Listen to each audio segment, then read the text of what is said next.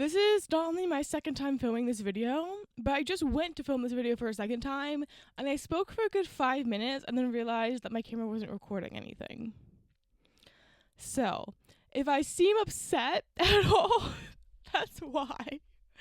This is killing me. I also just want to quickly say at the beginning of this video before I get started that I am so sorry about all the issues I've been having with my mic. I know when my audio quality is terrible, and I promise you that it's like eating me up inside, and that whenever I edit and all of a sudden the audio goes bad, I want to die. I've tried everything I can think of to fix it. I do not know when it happens, and I don't realize that the audio is bad until I'm in the editing phase. And so today I was about to edit a video and I realized the audio went bad halfway through, so I'm refilming the entire thing, which means I'm gonna get a new TBR, which is kind of cool. But it also means that if the audio randomly goes bad this time, I do not have the time to fix it, and if it is bad, I'm so sorry. But that's it. Let's get to my November TBR. I filmed these videos before. I'm sure you've seen them on here a million times. This little TBR jar is gonna help me pick my November TBR this month. So let's get started. I'm going to shake it up, and then I'm going to go for one on the bottom, which is hopefully one I haven't chosen recently. Okay, let's see what we've got. Okay, this is a good one. Can you see it? A book by a BIPOC author. So that's Black, Indigenous, Person of Color. It's like a catch-all term. It means non-white. What do I have? I think the issue for this one is that it's not an issue. I don't want to say that. But a lot of the books I have by BIPOC authors are like translated, and I don't want to read those because those are for like videos. So I really have to choose one, unless I want to do a video like that this month. Ooh, I know. I know what I'm going to choose. I just pushed a book back behind all of my other books, and it's probably never going to be found again. So that's sad. Is this the one I want to go with? I think it is. Ooh, actually there's another one or two that could fit this. I realize I'm not in frame for any of that. That's a good video, right? Just the back of my head, or like just me talking, just as you're reading my bookshelf without me in frame. Okay, so I've got two options. The first of which is Giovanni's Room by James Baldwin. I don't know much about this one. I know it's about two gay men that fall in love in Paris, and that it's sad. I know that James Baldwin has written it, and I just love his writing so much. But I've never tried his fiction before, so I don't know how much I'm going to like this one. Another one that I have is N.K. Jemisin's The Killing Moon. I should probably put down Giovanni's Room, so stop blocking the mic. N.K. Jemisin's The Killing Moon. All I know about this one is that it's a high fantasy. I just really liked N.K. Jemisin's one trilogy, The Broken Earth Cycle or something like that. I just thought it was brilliant, and I've wanted to read her stuff ever since. So it's between these two for me right now. And you know what? I think I'm going to go with James Baldwin, which is a surprise turn, because I really thought I was going to go with the N.K. Jemisin, but now that I'm thinking about it more, I really want to try Baldwin's fiction. So this is going to be number 1, Giovanni's Room. Let's put that here. I just have books piled everywhere, and it's totally fine, not giving me anxiety at all. Okay, number 2. There are also 2 books that I desperately want to get on this TBR, so let's hope that I can fit them in somehow. It says 10th book on a shelf. I don't really think you can read that well because of how dented it is. Okay, so I have a lot of shelves behind me. I'm going to pick out some of the 10th books, and then I'll show them to you. As long as I haven't read them, I'll show them to you. I'm already having so many books. Let me show you. I don't want to read any of these, so maybe I'll just get them out of the way right away. I'll just show these to you, and then I'll go back to counting. Scarlet Letter, I'm not in the mood for. Ophelia, I don't even know why I own this. Lockdown America, this is like a maybe if I find nothing better, so I'll set this to the side. Christine by Stephen King, I have a video I want to read this for, and it's not going to be filmed this month. So let's keep going. 1, 2, 3, 4, 5, 6, 7, 8, 9, 10. Oh, I can tell you right now, I don't want to read A Brief History of Commercial Capitalism. Let's put that on the bed, too. 1, 2, 3, 4, 5, 6, 7, 8, 9, 10. Oh, this is a contender. Bliss Montage, A Stories by Ling Ma. I'll put this one down, and I'll keep counting. I'm going to skip the classic shelf, because I can tell you right now I don't want to read a classic after filming that classic horror book video. Oh my god. I can tell you right now I'm not about to pick up Infinite Jest. 1, 2, 3, 4, 5, 6, 7, 8, 9, 10. I could read Poor Things. Poor Things is also a contender. So out of every fucking shelf I have, the only 2 that are contenders are either Poor Things or Bliss Montage. And out of these two, I think I'm going to go with Bliss Montage. I have nothing against Poor Things, but I just don't feel like reading it right now. I saw the movie like way too soon, like way too not long ago.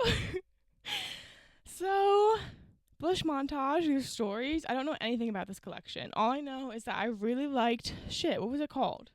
Severance by this author, which is her novel. So, I'm not a short story girl, but I will give this a shot. Let's pick lucky number 3. I don't know why it's lucky, I just want it to be. Okay, another purple one. The colors mean nothing, by the way. A mass market paperback. Okay. So there's a couple of different ways this could go. Mainly it's like fantasy or Stephen King. So the one fantasy I see that I'd be willing to read, I think, this month. Oh my god, I can't get it. It's stuck. Okay. Is A Prince of Thorns by Mark Lawrence. I don't really know what this is about. I know it says, beware the Prince of Thorns. When he was 9, he watched his mother and brother were killed before him. That sucks. By the time he was 13, he was the leader of a band of bloodthirsty thugs. By 15, he intends to be king. Okay, I kind of don't like this is following a teenager. This is an option. And then Stephen King, grabbing the 2 smallest mass market paperbacks by Stephen King. I've got The Running Man and Salem's Lot. I was actually thinking about doing like a Stephen King reading vlog in November. I don't know if I'm still going to do that, because I'm like all reading vlogged out after October, and I'm still not done with the last reading vlog in October, which was supposed to go up today, but it's not going to because I'm not finished with it, so it's going to go up next week instead. So I don't know if I'm still going to do the Stephen King reading vlog. Out of the 2 of these, I'd rather read Salem's Lot, though. I'm going to go with Salem's Lot for number 3. Oh my god, the book's on my bed. It's just atrocious. Okay, let's go for number 4. 4 is actually my favorite number. I don't know why, it just always has been. I think I just felt bad for it because like number 3 and number 5 are numbers that we use very often, and you don't use number 4 a lot, and it's in the middle of those, so I felt bad for it as a child, and that's why number 4 is my favorite number. Okay, let's see what we've got. Okay, this one's easy. One of the ones I wanted to read fits this criteria, and that is a non-fiction book. So immediately I can pick this book up. It was on the floor because of course it is. I'm surrounded by books everywhere. And that book is Member of the Family, My Story of Charles Manson, Life Inside His Cult and the Darkness That Ended the 60s by Diane Link and Deborah Herman. I was actually reading this book, and I had to put it down and film my most recent reading vlog, and I was really enjoying it. I didn't even get to the part where she meets Charles Manson yet, but it's just following her life like as a teenager in the 60s, which was just fucking insane. Her parents are hippies. They're living in a van and just driving to all these different communes and like living with all these different random strangers.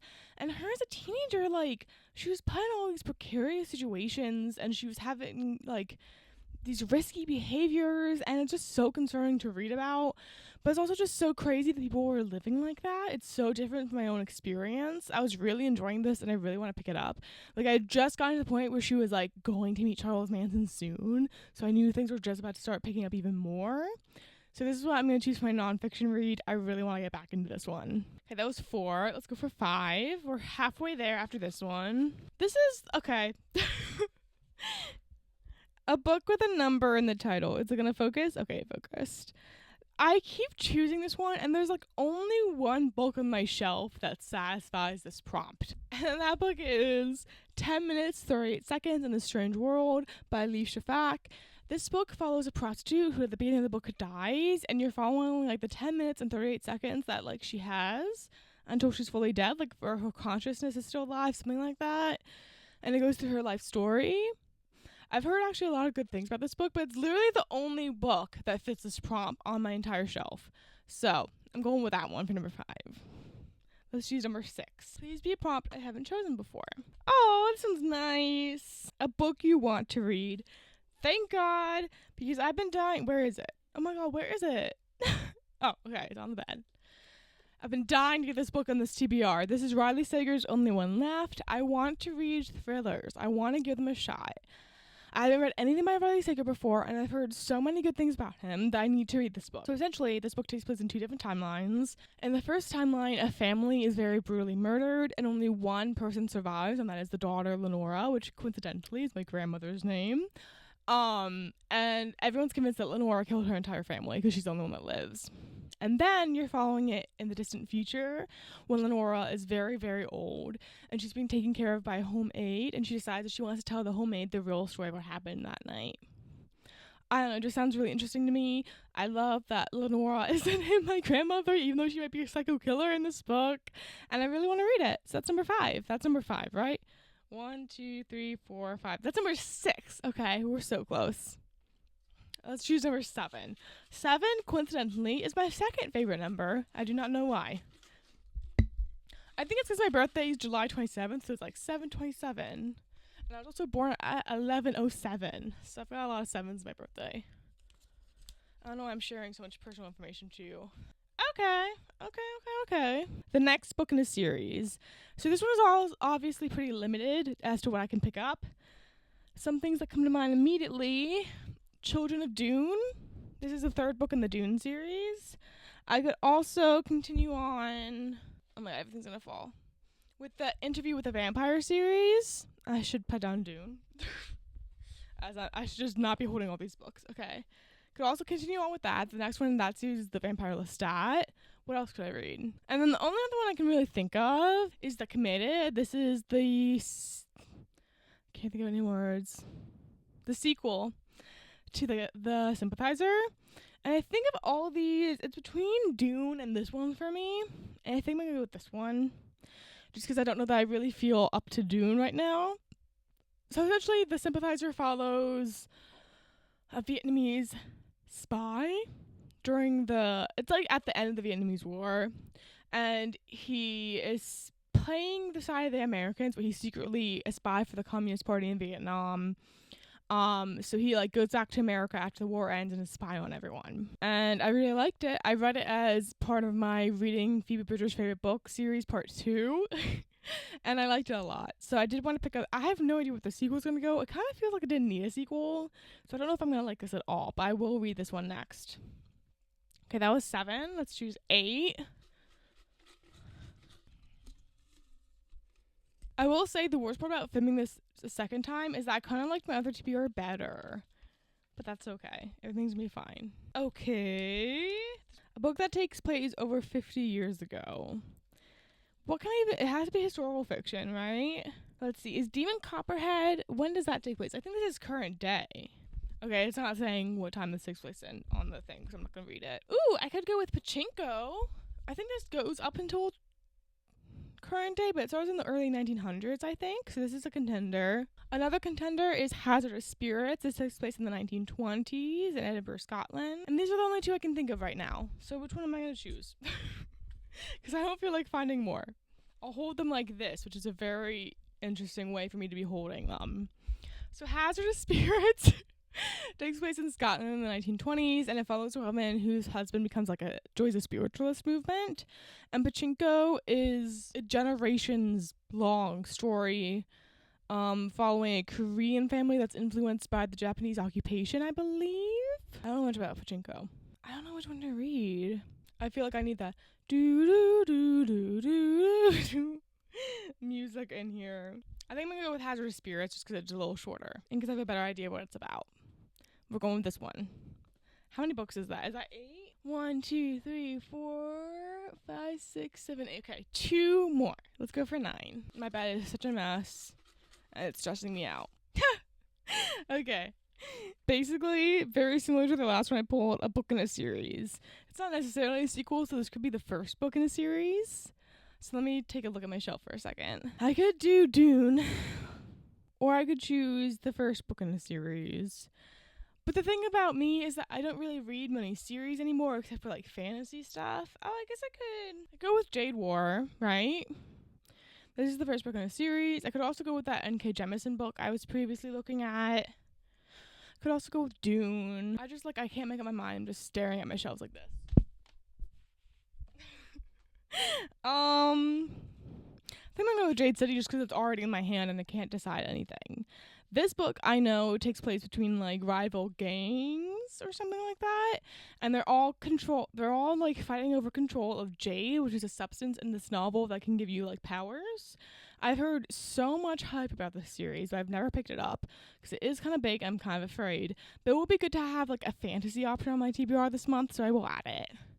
So that's 9, right? 7, 8, 9. Last book. Do you get those good sounds? I don't know why I thought that was a good idea. Okay, everything's fine. I think this one's been opened before. Okay. A book with a map. So this has to be fantasy. So the only one I can really think of is that N.K. Jemisin book. But do I want to read that? I could read, let's see, does Gallant by V.E. Schwab have a map? No. I don't think I want to read that book. You know what? I've decided I'm going to twist the rules. I'm going to let myself choose another one just because I don't want that one. And I'm having a bad day because this is the second time I've had to film this. And my audio has gone kaputs. So, I'm going to do this one instead. Let's hope this one is better. Watch it be worse. Oh my god. A fantasy book. I just didn't feel like adding a fantasy book onto the roster, and then it was like, fuck you. You gotta do whatever I tell you to do. So, I'm gonna go, I think this counts as fantasy. I'm gonna go with Neil Gaiman's American Gods, because it was the first fantasy book I saw, and that's the only reason. So we're gonna go with this one. So those are my 10 books. Let's do a quick little recap if I can hold all these books. I don't think I can. Look at them! Ah! Ooh, they all just fell on the floor. Do I want to pick them up? I guess I have to. Okay, they're probably not going to be in order because they all fell and created a huge mess on the floor. We have Giovanni's Room by James Baldwin. I just twisted my nail all the way back. Today's a really, really good day, if you haven't been noticing. Bliss Montage by Ling Ma. Member of the Family, My Story of Charles Manson, Life Inside His Hall and the Darkness That Ended the 60s. The Only One Left by Riley Sager. Salem's Lot by Stephen King. 10 Minutes, 38 Seconds in the Strange World by Leif Shafak. The Committed by Viet Thanh Nguyen. Hazardous Spirits by Ambara Salam. Jade City by Fonda Lee. And lastly, we have American Gods by Neil Gaiman. This video was a mess. Thank you for sticking by me. Thank you for watching the video is what I mean. I appreciate it a lot. I'm praying that the audio is fine. If it isn't, just know it makes me want to cry every day. That's it. Let me know if you've read any of these books down below, what you thought. Let me know which one I should read first. Comment your general thought right now, even if it has nothing to do with this video. Thank you for watching. I'll see you soon with another video. Goodbye.